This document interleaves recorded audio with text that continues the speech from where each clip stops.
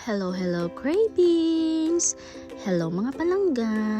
Samahan nyo naman ako magluto ng chop suey. Ayan, naglagay na ako ng mantika. Ayan.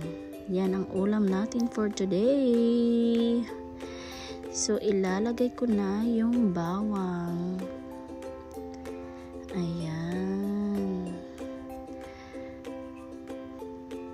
Kayo mga palangga, kumakain ba kayo ng chop suey?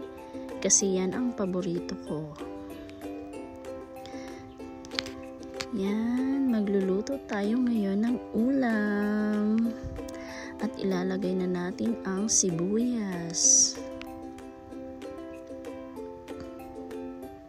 So, ayan.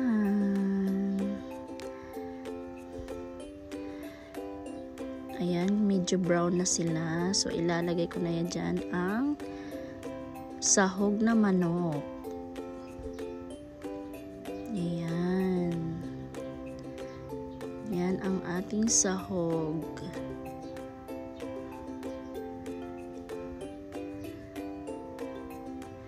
Ayan. Yummy, yummy. So, ayan, medyo luto na siya. Lagyan ko siya ng konting toyo. Pero medyo, para may lasa siya. Para manuot yung lasa sa manok. Ayan. So, ayan, lalagyan ko din siya ng squid balls. Masarap kasi sa chop suey yung may squid balls. Masarap yan. Try nyo mga palangga. So, ayan, medyo brownish na siya. Ilalagay ko na yung gulay. So, ayan. Gulay-gulay, pampahaba ng buhay. Ayan. Binili ko yan sa merkado. So, pag bumibili ako ng chop suey, tinitingnan ko pag may kasabay na bell pepper kasi mas masarap pag may bell pepper siya. Kasi ang iba, walang bell pepper na kasabay. So, ayan. Yan ang ating mga gulay. Then, mekos-mekos. Mekos-mekos natin yan. Ayan.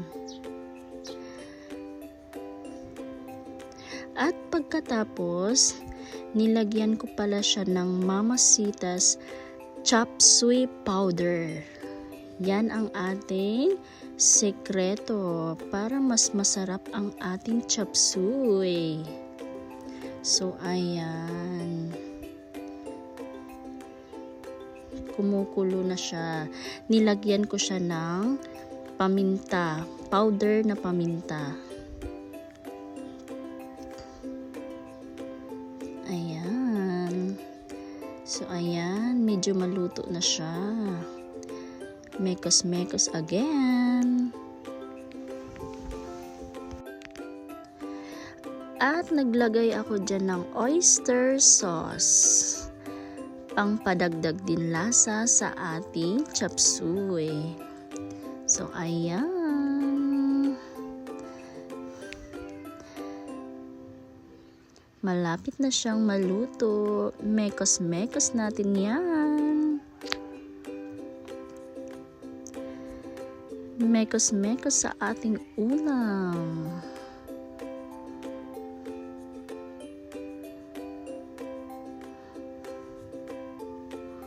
At yung last, naglagay ako ng konting magic sarap. So, ayan, luto na siya. Kain na tayo mga palangga. Yummy, yummy. Chop suey. Bye. Thanks for watching.